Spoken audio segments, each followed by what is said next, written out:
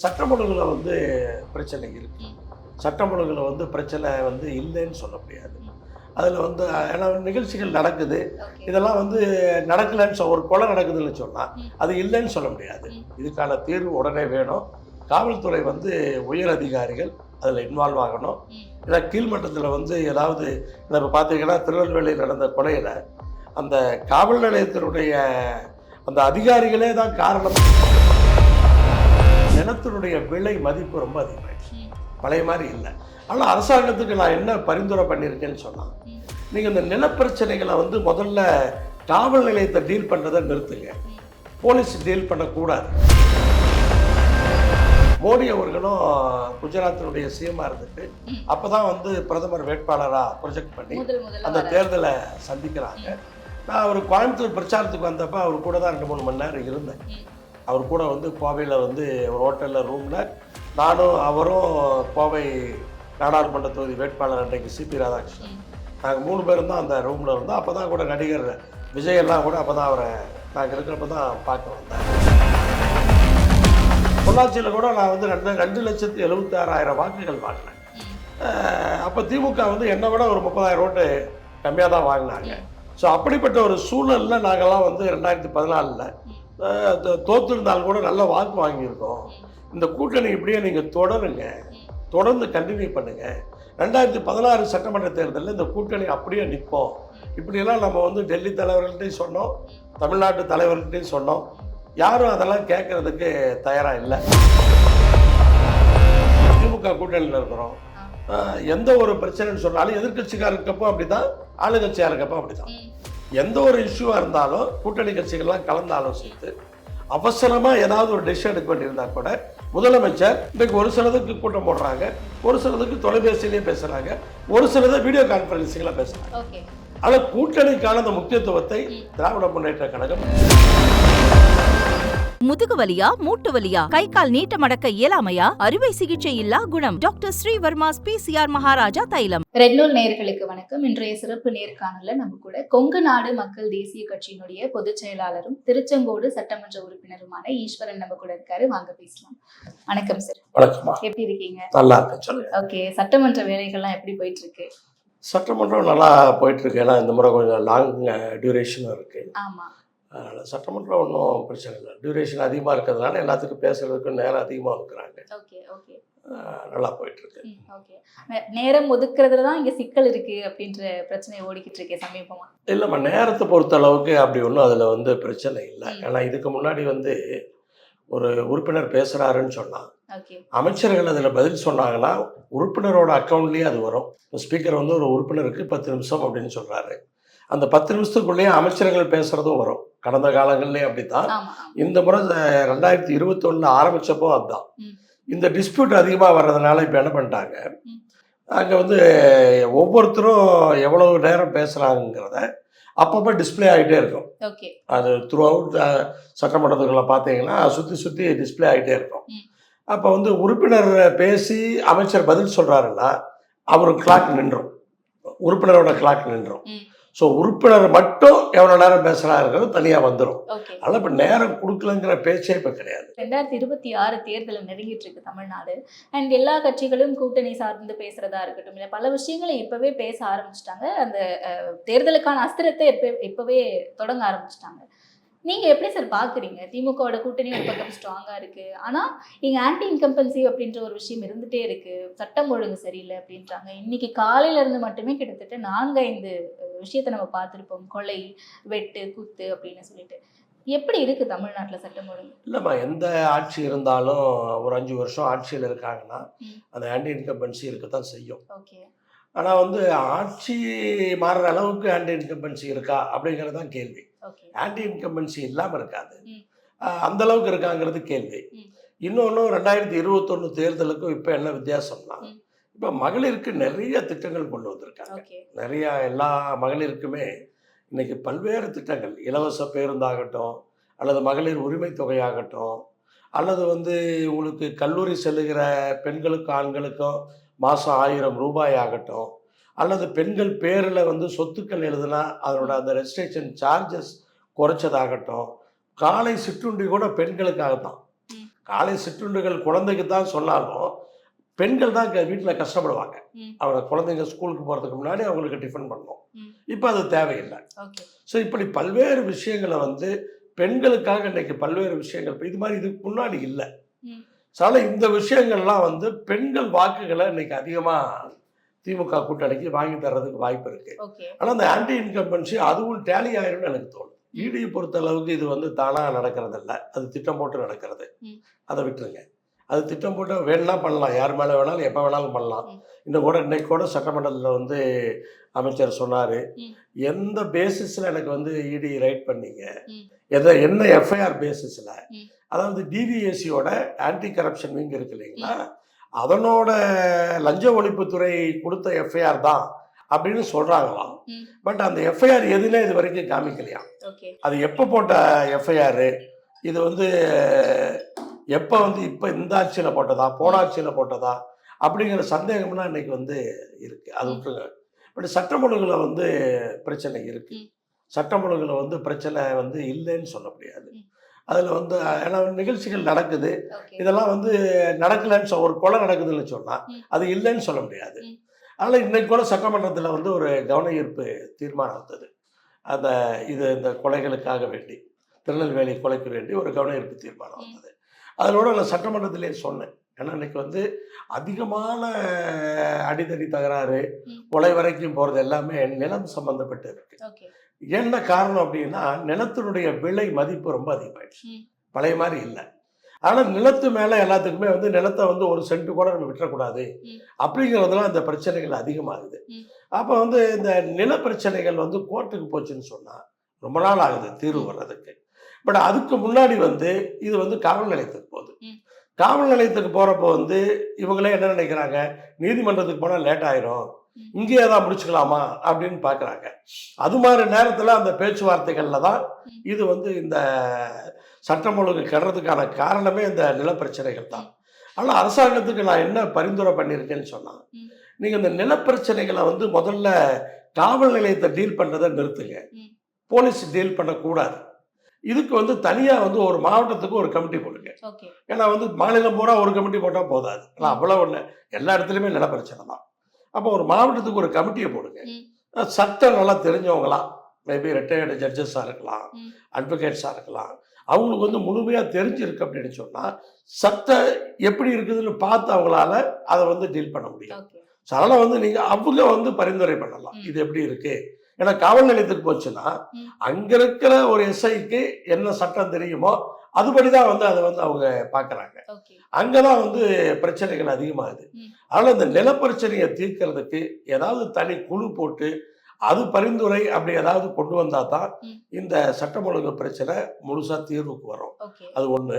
அதுக்காக இப்ப சட்டம் ஒழுங்கு பிரச்சனை வரணும் அப்படின்லாம் கிடையாது. இது வந்து கண்டிப்பா கண்டிக்கத்தக்கது. இதுக்கான தீர்வு உடனே வேணும். காவல்துறை வந்து உயர் அதிகாரிகள் அதில் இன்வால்வ் ஆகணும். ஏன்னா கீழ்மட்டத்தில் வந்து ஏதாவது இப்போ பார்த்தீங்கன்னா திருநெல்வேலியில் நடந்த கொலையில் அந்த காவல் நிலையத்தினுடைய அந்த அதிகாரிகளே தான் காரணம்ங்கிற மாதிரி அந்த வீடியோ பதிவு பண்ணியிருக்காங்க. ஸோ அப்போ அது இல்லைன்னு சொல்ல முடியாது. பல இடங்களிலே காவல்துறை அதிகாரிகள் அதில் வந்து காரணமாக இருக்கிறாங்க அப்படிங்கிறத மறுக்க முடியாது.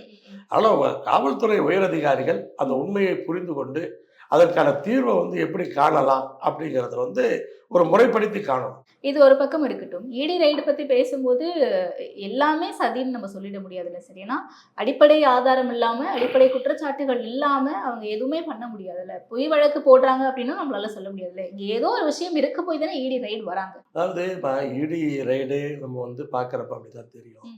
பட் வந்து அது எப்போ பண்ணணும்னு முடிவு பண்ணுறது வந்து அவங்க எப்போ முடிவு பண்ணலாம். இது இப்போ தான் பண்ணணும் அப்போ தான் பண்ணணுங்கிறதெல்லாம் இல்லை. கரெக்டாக வந்து அந்த பட்ஜெட்டுக்கு முன்னாடி பண்ணணும்னா பண்ணலாம், அந்த அறிக்கை வந்து முன்னாடி கொடுக்கலாம்னா கொடுக்கலாம். ஸோ இப்படி வந்து அதில் வந்து அதாவது தவறுகள் செய்திருந்தால் அதை வந்து விசாரித்து நடவடிக்கை எடுப்பதில் யாருக்குமே எந்த மாற்று கருத்தும் கிடையாது. கண்டிப்பாக விசாரிக்கணும், அது எந்த விதமான சந்தேகம் இல்லை.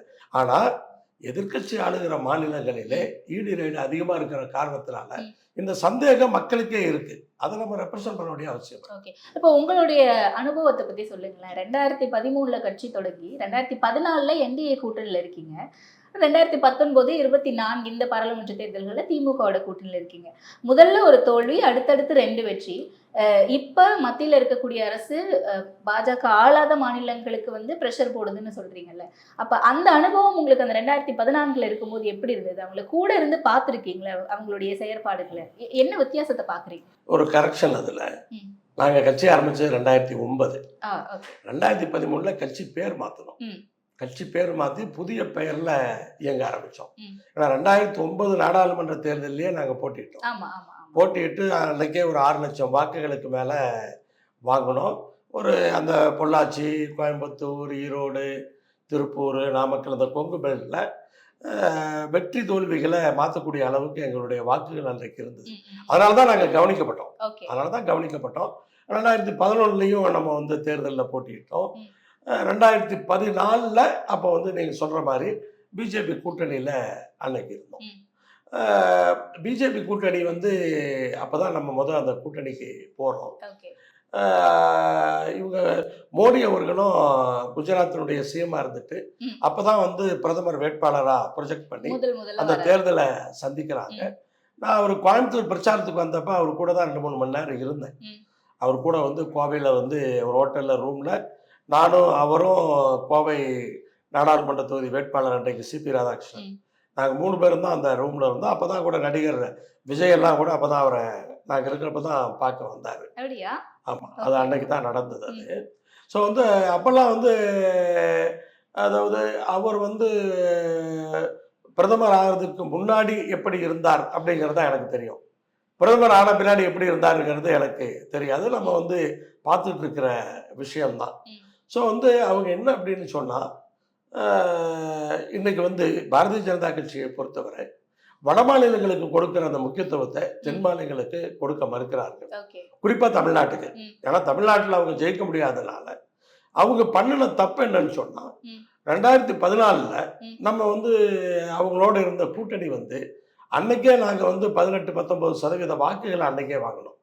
இன்னைக்கு அவங்க சொல்கிறாங்க நாங்கள் கூட்டணி 18 வாங்கிடுச்சு 19 வாங்கிடுச்சுன்னு சொல்லி. அந்த வாக்குகளை 2014 அப்பவே வந்து நாங்கள் வந்து வாங்கினோம். பல தொகுதிகளில் 2வது இடத்துக்கு வந்தோம். 2 தொகுதிகள் வெற்றி பெற்றோம். அன்னைக்கு கன்னியாகுமரி தொகுதி வெற்றி பெற்றோம், தருமபுரி தொகுதி வெற்றி பெற்றோம். இன்னைக்கு ஒரு தொகுதி கூட அவங்க ஜெயிக்கல. ஆமா, அது அப்பயும் என்டிஏ கூட்டணி அப்படிங்கிறது தனியா தானே நின்றுச்சு. அதிமுக தனியா, ஒரு பக்கம் அப்படிதான் இருந்தது. பல இடங்கள்ல திமுக கூட்டணியை 3வதுக்கு தள்ளிட்டோம். ஆமா, அதிமுக ஜெயிச்சாங்க. தொகுதியில கூட திமுக. நான் பொள்ளாச்சியில நின்னேன். பொள்ளாச்சியில கூட நான் வந்து 2,76,000 வாக்குகள் வாங்கினேன். அப்ப திமுக வந்து என்னை விட ஒரு 30,000 ஓட்டு கம்மியா தான் வாங்கினாங்க. ஸோ அப்படிப்பட்ட ஒரு சூழல்ல நாங்கெல்லாம் வந்து 2014 தோத்திருந்தாலும் கூட நல்ல வாக்கு வாங்கியிருக்கோம். இந்த கூட்டணி இப்படியே நீங்க தொடருங்க, தொடர்ந்து கண்டினியூ பண்ணுங்க. 2016 சட்டமன்ற தேர்தலில் இந்த கூட்டணி அப்படியே நிற்போம். இப்படியெல்லாம் நம்ம வந்து டெல்லி தலைவர்கள்ட்டையும் சொன்னோம், தமிழ்நாட்டு தலைவர்கள்ட்டையும் சொன்னோம். யாரும் அதெல்லாம் கேட்கறதுக்கு தயாரா இல்லை. தெரியல, அது அவங்களோட நிலைப்பாடு. ஒரு தேர்தல், ஒவ்வொரு தேர்தலுக்கும் கூட்டணி மாறிட்டு இருக்க மாதிரி தான் இருக்கு. காரணம் என்னன்னா அவங்க அந்த அரவணைப்பு இல்லை. ஒரு இப்ப திமுக கூட்டணியில் இருக்கிறோம், எந்த ஒரு பிரச்சனைன்னு சொன்னாலும் எதிர்கட்சிக்கார இருக்கப்போ அப்படிதான், ஆளுங்கட்சியா இருக்கப்போ அப்படிதான். எந்த ஒரு இஷ்யூவா இருந்தாலும் கூட்டணி கட்சிகள்லாம் கலந்து ஆலோசித்து அவசரமா ஏதாவது ஒரு டிசிஷன் எடுக்க வேண்டியிருந்தா கூட முதலமைச்சர் கூட்டணி கட்சிகள் எல்லா கட்சிகளுடைய தலைவர்களோடும் தொலைபேசியில அழைத்து பேசி விடுவார். பலமுறை அதை செய்திருக்கிறார். அவர் ஒரு அறிக்கை முதலமைச்சர், ஆமாம், அவர் ஒரு அறிக்கை கொடுப்பதா இருந்தால் கூட ஒரு தொலைபேசியிலேயாவது அழைத்து இது மாதிரி அறிக்கை கொடுக்க போறோம், உங்களுக்கு உடன்பாடா அப்படின்னு தொலைபேசியில பேசுவார். இப்படிப்பட்ட ஒரு, அதாவது கூட்டணி எப்படி நடத்தணும் அப்படிங்கிறத திராவிட முன்னேற்ற கழகம் மிக சிறப்பாக அதை வந்து நடத்திட்டு இருக்காங்க. அதை வந்து பிஜேபி வந்து பண்ணக்கூடிய அந்த லெவல்ல அவங்க இல்லை. அவங்க வந்து ஒரு தேர்தல் முடிஞ்சுன்னா அதோட அந்த முடிஞ்சுது, மறுபடியும் அடுத்த தேர்தலுக்கு யாராவது கூட்டணிக்கு வருவாங்களா? காரணம் தான், இப்ப நாங்க எங்க கூட்டணி இருக்கிறோம், எங்க கூட்டணி யாரையும் தேடல, யாரையும் ஒன்றும் பண்ணல. இந்த கூட்டணி வந்து நான் வந்து 2017 கூட்டணியில் இருக்கேன். நீங்க வந்து மற்ற கட்சிகள் எல்லாம் வர்றதுக்கு முன்னாடியே 2017 நான் கூட்டணியில் இருக்கேன். தொடர்ந்து 19 ஜெயிச்சிருக்கோம், 21 ஜெயிச்சிருக்கோம், 24 ஜெயிச்சிருக்கோம், நடந்த உள்ளாட்சி தேர்தல்களை ஜெயிச்சிருக்கோம். இப்படி தொடர்ந்து நான் அந்த கூட்டணியில் வந்து டிராவல் பண்ணிக்கிட்டே இருக்கிறேன். ஸோ பார்க்குறப்ப அப்போ வந்து ஆரம்பத்தில் எதிர்கட்சி தலைவராக இப்போதைய முதலமைச்சர் இருந்தார். அப்பவும் இதே மாதிரி தான். ம். அப்போ நேரம் அதிகமா இருந்தது. ம். எல்லாத்துக்குமே அனைத்து கட்சி கூட்டம் போட்டு பேசக்கூடிய வாய்ப்புகள் இருந்தது. இன்றைக்கு ஒரு சிலதுக்கு கூட்டம் போடுறாங்க, ஒரு சிலதுக்கு தொலைபேசியிலேயே பேசுறாங்க, ஒரு சிலதை வீடியோ கான்ஃபரன்சிங்ல பேசுறாங்க. ஓகே. ஆனா கூட்டணிக்கான அந்த முக்கியத்துவத்தை ம். திராவிட முன்னேற்ற கழகம் கொடுக்க தவறுவது கிடையாது. ஓகே. இல்ல இப்போதைக்கு விஷயம் இருக்கட்டும். ஆனா 2014, 11 அந்த டைம்லலாம் ஜெயலலிதா அவர்களும் சரி, கலைஞர் அவர்களும் சரி, இவங்க எல்லாருமே ஒரு பீக்ல இருந்த டைம்ல அது. அது ஒரு கிரேட் லெஜெண்ட்ஸ்னு சொல்லலாம் 2 பேருமே பாலிட்டிஷியன்ஸா.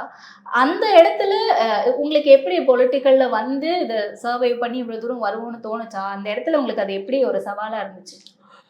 அதாவதுமா இப்போ வந்து எங்களை பொறுத்தளவுக்கு நாங்கள் யார் இருக்காங்க இல்லைங்கிறத பற்றி நாங்கள் கவலைப்படலை. ஓகே. நான் வந்து முதல்ல பொலிட்டிக்கலாக வரணும்னு நினச்சே வரலை. ஆ. இது ஒரு மூமெண்ட்டாக தான் பண்ணணும். ஆமா, ஆமா. அதனால தான் விவசாயிகள் 2013ன்னு கேட்டேன் ஆமா, உங்ககிட்ட. விவசாயிகளுக்காக இதை வந்து ஒரு மூமெண்ட் மாதிரி தான் இதை வந்து பண்ண ஆரம்பித்தோம். அந்த பகுதியில் இருக்கிற நீர்ப்பாசன திட்டங்கள், கல் இறக்குவதற்கான அனுமதி, ஓகே. இப்படியெல்லாம் அது மாதிரி விஷயங்களுக்கு தான் நம்ம வந்து பண்ணிட்டு இருந்தோம். கூட்டம் அதிகமான உடனே எல்லாத்துக்குமே உள்ள ஒரு விஷயம் தானே, அமைப்பில் இருக்கவங்க எல்லாமே நம்ம ஒரு பொலிட்டிக்கல் பார்ட்டியாக போகலாம் அப்படின்னு சொல்லி பொலிட்டிக்கல் பார்ட்டியாக வந்தோம். இப்போ கூட முழு நேர அரசியல்வாதியெல்லாம் எங்கள் கட்சியில் யாரும் இல்லை. எல்லாமே அவங்கவுங்களுக்கு தொழில் இருக்குது, வேலை இருக்குது. இது வந்து ஒரு பார்ட் டைம் மாதிரி தான் நாங்கள் எல்லாருமே அரசியலை வந்து இன்னைக்கும் அணுகிறோம். அப்ப மக்களுக்கு ஒரு டவுட் இருக்கும்ல, பார்ட் டைமா இவங்க பிசினஸ் பண்றாங்க, பார்ட் டைமா பாலிட்டிஷியன் பண்றாங்க அப்படிங்கும்போது மக்களை எப்ப போய் ரீச் பண்ணுவாங்க? அது வந்து உங்களுக்கு 2019 ஜெயிக்கிற வரைக்கும், நாங்கள் எம்பி ஆகிற வரைக்கும் அது இருந்திருக்கலாம். 2021 நான் சட்டமன்ற உறுப்பினர் ஆகிற வரைக்கும் அது இருந்திருக்கலாம். ஆனால் இன்னைக்கு வந்து ரெகுலராக இருக்கிறவங்கள விட அதிகமான நேரம் நான் தொகுதியில் செலவிடுறேன். ஸோ நான் தொகுதியில் ஒரு 4 நாள் இருந்தால் கூட ஒவ்வொரு நாளும் இருக்கிற நாள் அத்தனையுமே குறைஞ்சபட்சம் நான் வந்து 16 மணி நேரம் வேலை பார்க்குறேன், நான் ஸ்டாப்பாக 16 hours. அப்படிங்க 4 நாள் இருந்தேன்னா 64 மணி நேரம் வேலை பார்க்குறேன், 3 நாள் இருந்தால் 48 மணி நேரம் வேலை பார்க்குறேன். நீங்கள் 7 நாள் இருக்கிறவங்க கூட தினம் 5 மணி நேரம் வேலை பார்த்தா கூட 35 மணி நேரம் தான் ஆச்சு. அதனால் வந்து இது வந்து இப்போ அதை விட இது வந்து எஃபெக்டிவாக இருக்குங்கிறத என்னால் பார்க்க முடியும். Okay, okay. இல்லை அது அந்த எக்ஸ்பீரியன்ஸ் கேட்டேனே, ஜெயலலிதா அவர்களோடையும் கலைஞர் அவர்களோடையும் அந்த அரசியல் களத்தில் நின்று பிரச்சாரம் செய்தது, அந்த ஃபீல் எப்படி இருந்துச்சு? அதான் இப்போ 2009 மாநாடு முடிஞ்சப்பவே 2009 கோவை கருமத்தம்பட்டியில் நாங்கள் ஒரு மாநாடு போட்டோம். அந்த மாநாட்டில் தான் நம்ம வந்து பார்ட்டி ஃப்ளோட் பண்ணோம். அப்போ தான் பார்ட்டி ஆரம்பித்தோம். ஸோ அப்போ வந்து உடனே வந்து அன்றைய எதிர்க்கட்சி தலைவராக இருந்த அதிமுகவினுடைய பொதுச் செயலாளர் அம்மையார் அவர்கள் போயஸ் கார்டனுக்கு எங்களை அழைத்தார். நாங்கள் சென்று போயஸ் கார்டனில் அவர்களை சந்தித்து பேசினோம். அதே போல் வந்து அன்றைக்கு முதலமைச்சராக இருந்த கலைஞர் அவர்களும் எங்களை அழைத்தார். நாங்கள் அவர்களையும் சென்று நாங்கள் சந்தித்தோம். அப்போ இருந்து எங்கள் மீது, அதாவது நாங்கள் எப்படி அரசியல் பண்ணுறோன்னு அவங்களுக்கும் தெரியும். நம்மளோட அரசியல்ங்கிறது அது வந்து மக்களுக்கானதாக இருக்கும். ஒரு தனிப்பட்ட முறையில் ஒரு வெறுப்புகளை தாண்டி இது மக்களுக்கானதாக இருக்குங்கிறத அவங்க அம்மையார் அவர்களுக்கும் தெரியும், கலைஞர் அவர்களுக்கும் அன்னைக்கே தெரியும். ஆனால் அதே ஆங்கிளில் தான் அவங்க நம்ம கூட மூவ் பண்ணிட்டு இருந்தாங்க. அதனால் வந்து அப்போ இருந்தே எங்களுக்கு வந்து அதனோட யார் தலைமையில் இருந்தாலும் நம்மளுடைய வாக்குங்கிறது ஒரு தனியான வாக்கு. அதை பற்றி யாரும் நமக்கு அந்த ஒரு, ஏன்னா நம்ம வந்து தமிழ்நாட்டினுடைய ஆட்சியை பிடிக்கிறதுக்காக நம்ம வரல, அது முதல்ல புரிஞ்சுக்கணும். தமிழ்நாட்டினுடைய ஆட்சியை நாங்கள் பிடிப்போம் அப்படிங்கிற ஆங்கிளில் நம்ம வந்து என்னைக்கும் அது எதிர்பார்த்ததும் இல்லை, டார்கெட்டும் இல்லை, அப்படி யாரும் எங்களை கண்டு பயந்ததும் இல்லை. அதனால வந்து எனக்கு வந்து அது ரொம்ப ஈஸியாக தான் இருந்தது. எப்படியா இருந்தாலும் யாருக்காவது நம்ம சப்போர்ட்டிவாக இருப்போம், மக்களுக்கான தேவையை தான் கேட்போம் அப்படிங்கிறது அவங்களுக்கு புரிதல் இருக்கு. இன்றைய முதலமைச்சரும் அதே மாதிரி தான். இன்னைக்கு சட்டமன்றத்தினுடைய செயல்பாடுகளை பார்க்குறாங்க, அந்த பட்ஜெட்டில் மற்ற மானிய கோரிக்கைகளில் நான் உரையாற்றுவதை பார்க்குறாங்க. என்னுடைய உரைங்கிறது அரசியலாக இருக்கவே இருக்காது. என்னுடைய உரைங்கிறது மக்களுக்கு தேவையான திட்டங்களை வாங்குறது தான் இருக்கு. நீங்கள் யூடியூப்ல போய் எப்போ வேணாலும் பார்க்கலாம், சட்டமன்ற உரைகளை பார்க்கலாம், நீங்க நல்ல வித்தியாசத்தை உணர்வீங்க. அதனால எனக்கு வந்து யார் தலைவராக இருந்தாலும் நமக்கு பிரச்சனை இல்லை. ஆனால் ஒன்று அதில் நான் சொல்றேன், நீங்க கேட்டதுனால இப்போ வந்து பிஜேபி வந்து தலைமையிலான கூட்டணி அன்னைக்கு வந்து 14 நான் கூட்டணியில் இருந்தப்பவும் நாங்கள் வந்து ஒரு 18-19% ஓட்டை வாங்கினோம். அதே ஓட்டு சதவீதம் தான் இன்னைக்கு வாங்கியிருக்கோம். அது வந்து திமுக அண்ணா திமுகவுக்கு போட்டியாக உருவான கூட்டணி. அப்ப அன்னைக்கு வந்து கலைஞர் அவர்களும் அம்மையார் அவர்களும் உயிரோடு இருக்கும் பொழுதே அந்த சதவீதத்தை வாங்கி இருக்கிறோம். அப்ப இன்னைக்கு வந்து வாங்குனது அப்படிங்கிறது அது பெருசா இது பெருசா? முதுகு வலியா, மூட்டு வலியா, கை கால் நீட்ட மடக்க இயலாமையா, அறுவை சிகிச்சை இல்லா குணம். டாக்டர் ஸ்ரீவர்மாஸ் PCR மகாராஜா தைலம்.